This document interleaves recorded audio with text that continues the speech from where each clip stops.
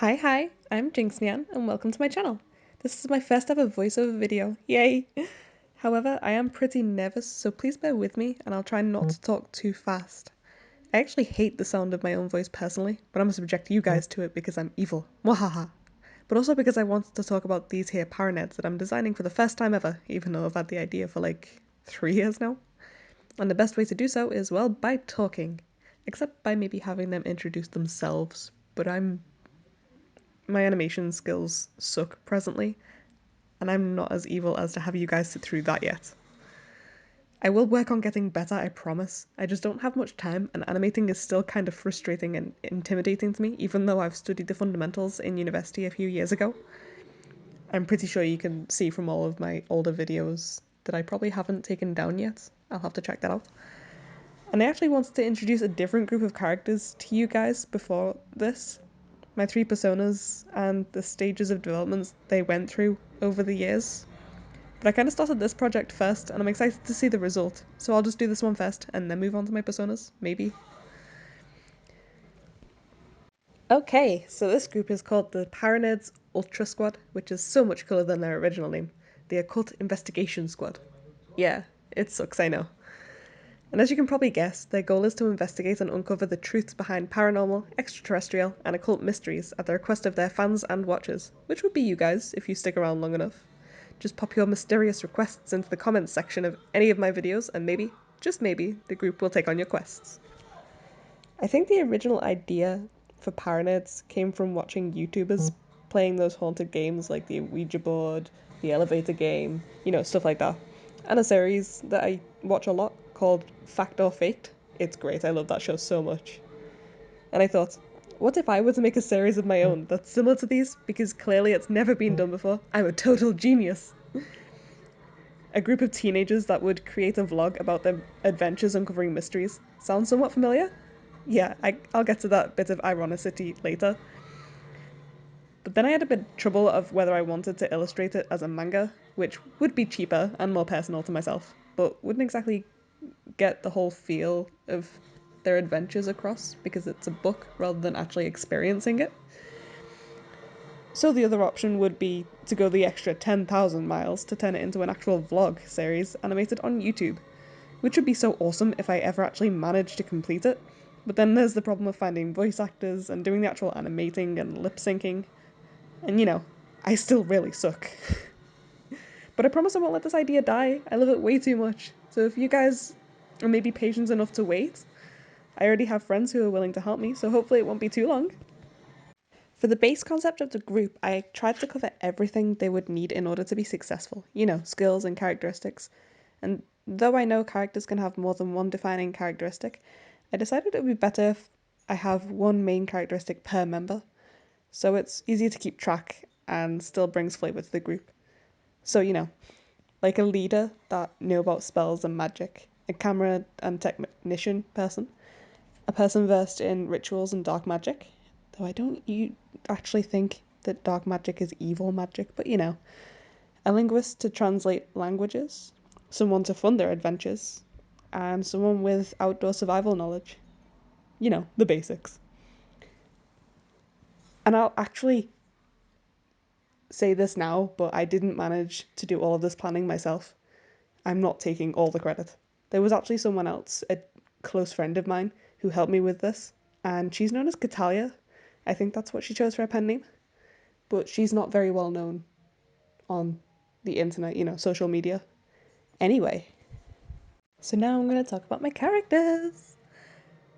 I'll introduce them in the order that I started drawing them, except for Kara and Sasha. I actually started Sasha first since I had a more solid image of how I wanted her to look, but Kara is the leader, so I want to explain her first. It'd be better if, when I was drawing this, that I had focused on one character at a time until they were finished, then move on to the next one, so you guys wouldn't get confused. But I don't like doing each character separately. I'd rather do each stage of the image at the same time, if you understand what I mean. So I hope this isn't too confusing for anyone to follow. So, Cara Castile is first. She is the leader and founder of the group, and a true believer of the supernatural. I imagine she started this group as kind of like an after-school club thing with two others based on her own love of it all. She's definitely a happy-go-lucky kind of character. She's always got a smile on her face. Very main character. I know, but I'm a sucker for those kind of characters, okay? Kara practices fortune telling and wiccanry, much like another character I have. They could be sisters from a different plane of existence. My favourite thing about Kara is that she prefers to be called Madame Caravoya because it sounds like clairvoyant. Get it? Do you get it? I'm funny. But the others tease her for it because no one else wants to call her that, and she's clearly not clairvoyant. It's kind of like a clever pun of irony that no one actually finds funny.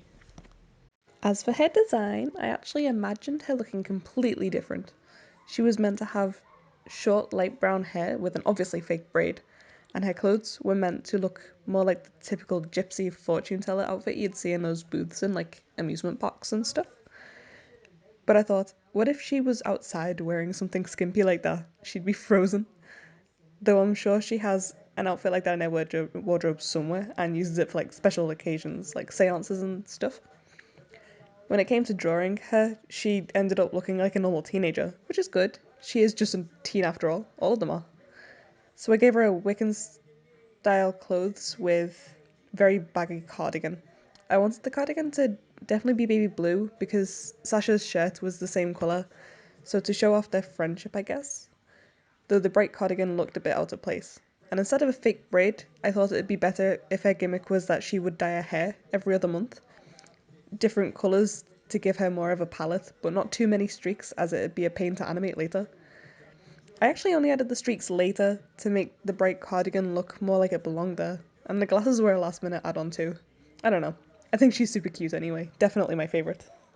Next to Sasha Petro, she's so cute! I believe she has Russian in her, but she was born in England. Oh yeah, most of these characters are English, by the way, except for Dominic and technically Sasha, from Descendants' point of view. And the early vlogs are set here in England because they be poor teens with big dreams. From the start, Sasha was always meant to be the cutest of the group, so her gimmick is that she's a contrast Satanist. Yep, she worships the devil. And she's the curses and rituals nerd of the group, but instead of being all dark and edgy about it, she's full of colour and super happy. I'm stuck between her being younger than the others, like being the absolute baby of the group, or her just being a dwarf that's protective of a non-existent growth spurt. But I like the idea of her doting on Kara a lot. She and Kara are best friends, like I imagine Kara is very big sisterly to her. And with them always being this close, Sasha would probably be one of the original members of the group. As for her design, she turned out exactly as I thought she would. Little pigtails and a totally innocent air about her. I imagine she wears her blue shirt because of Kara's cardigan. Like the two of them went on a mini shopping spree and Sasha talked her into buying matching clothes as a symbol of their friendship. She totally has a sweet tooth too, so she'd go home with a big bag of goodies that she tricked Kara into buying for her. Seriously though, can you imagine this little angel offering a goat sacrifice to the demon lord? Lucas Martin is awesome in my opinion, and I think he's currently the crowd favourite also. And every group needs an edgelord character, right? He's easily the most mature of the whole group, I think. And he's the cameraman, so I'm sure he doesn't like being in the shot unless absolutely necessary. He'd prefer to be behind the camera. I have trouble with characters like him because you can imagine he'd have a lot to carry, all the technical equipment, but I wouldn't know where to start until I make a detailed profile of him later. So I'll just leave him without any of that tech stuff for the moment. I actually don't see any other reason for him to have joined the group since he's such a heavy skeptic of ghosts and such, other than him being coaxed into it by Kara when she first came up with the idea, so naturally they must have been friends from a young age, and he's the third original member. I expected him to look nerdier, honestly, though he was always meant to wear boots because he low-key fabulous. And I had trouble coming up with his hair as well at first. I'm still not 100% sure with how it looks, even now though, but I guess I can always go back to it and change it if I come up with something else. I think it was meant to be shorter originally, but I can't do short hair. I've tried. I have a lot to work on, I know.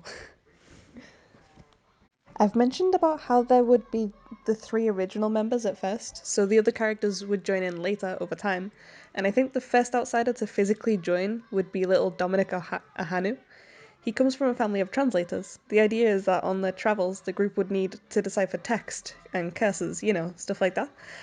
So they would need someone well versed in different languages, even the hard ones to come by. So that's why Dominic exists. He's a complete scaredy cat and hates investigating the supernatural. I'm sure he gets nightmares often at night, the poor child. So you'd wonder why he joined the group in the first place, right? Well, believe it or not, it's because of Lucas. Dominic fell in love at first sight with the Edge Boy, and the two became inseparable. I ship it so much. Can't you imagine little Dom being protected by Lucas? It's just so cute. I had no idea where to start with Dom's design, honestly. I was dreading working on him. I knew I wanted him to be Native American, but other than that, I had no idea. And even now, I'm not completely satisfied with how he turned out. I wanted him to look exotic, but not like a stereotypical tribe boy. He lives in the modern day too, you know? Yeah, he's still a work in progress, I guess. I think next to join the team would be either Jezebel or Vincent, but for the sake of which order I drew them in, let's say it's Jezebel Blaze. She's not one of my favourites, and again I struggled with her a lot. I think her design is the one I dislike the most. She was always the outgoing one that loves to be outside, very independent yet always dragging others on her little trips. As a kid, I like to think that she and her dad would often go camping, and that's where her knowledge and confidence come from. She'd be useful when it comes to investigating cases outside, like in a forest or something, with her vast knowledge of survival. And just like her last name suggests, she has a very fiery personality. She actually is a huge horror movie expert too, and that's why she joined the group. It doesn't look like it, but I did a lot of research for how she would look, and she almost ended up looking like a cowgirl. But no way, that didn't sit with me. So I kind of defaulted to the type of outfit you'd expect a hiker or explorer to wear. Not much comes from my researching endeavours. I'm debating whether to give her a cap or not. I don't know. I guess she too is still a work in progress.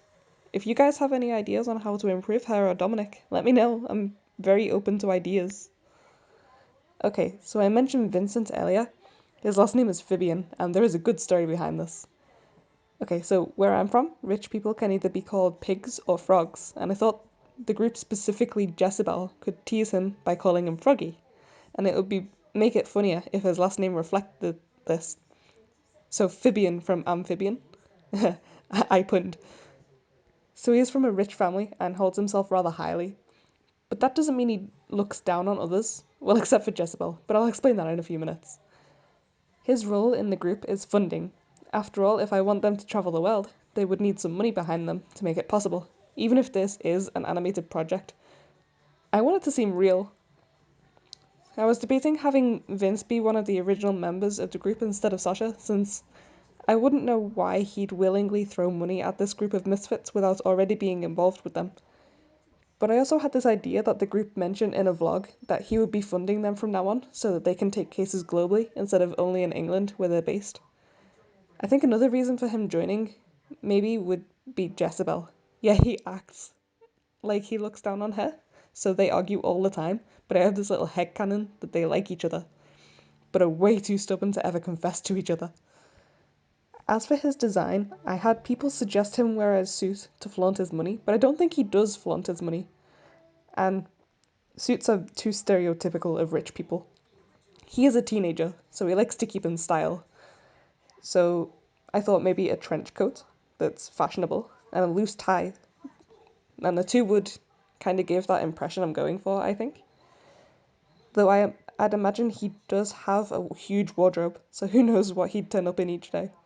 I love guys with long hair though, so naturally he does have the longest of hair. And finally, the one I'm most excited about, little cute Frost. Okay, so let me get something straight here before I continue. Frost is definitely non-binary. Frost doesn't have a canon gender, ever. But you may hear me refer to Frost as a him, and that's just me taking the easy way out, okay? I don't mean anything by it, so don't flame me for it. Okay, now that that's out the way, allow me to continue. Frost is the last member of the group, but rather the group never gets to meet him, and he technically joins before Jezebel and Vincent, I think. Indirectly, at least, anyway. Maybe even before Dominic.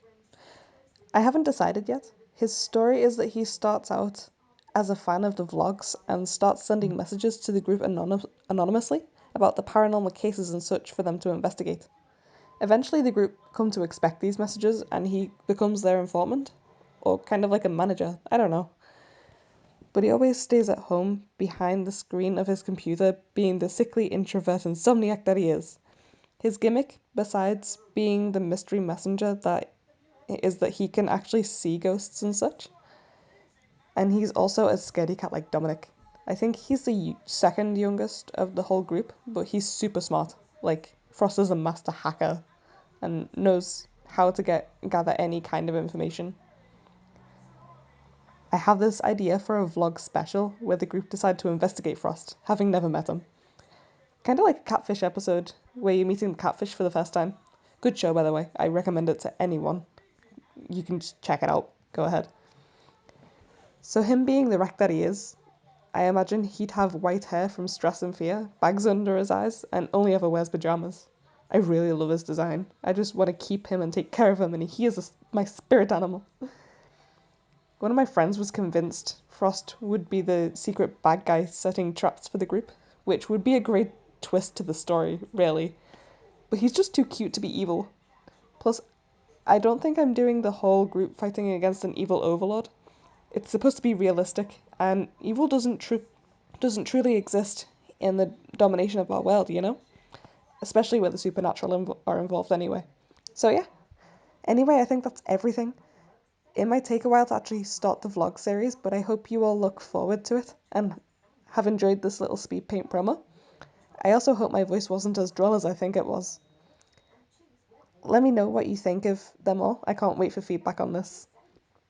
And do you know how stressful it is trying to record for a voiceover when it's not even finished yet? Just simply pressing the record button. Ah. Hopefully I did well, so yay. And it's over now. And I'll probably try to do more of these because it's the best way to introduce a character to everyone. Anyway, yeah. Thanks for listening. Bye, I guess.